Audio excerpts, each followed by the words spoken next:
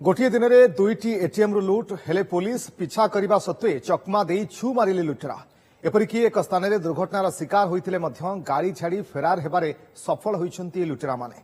police सेमानकु पिछा करबा परे मयूरभंज जिला खुंटा थाना रानीबंध पंचायत गंगाहार काठ पोलरे दुर्घटना घटिथिला या परे कार छाड़ी पळाइथिले लुटेरा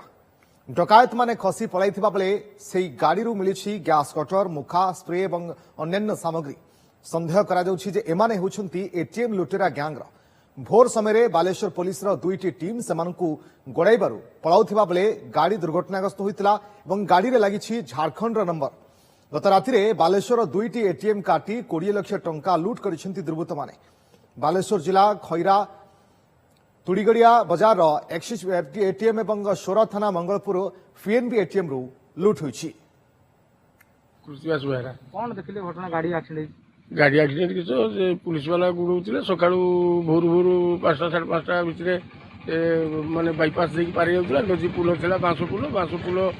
उपरे पारब चेष्टा करपारानी गाड़ी जो से रही जापर से गाड़ी चिला मारिकी जे जमी पलि गले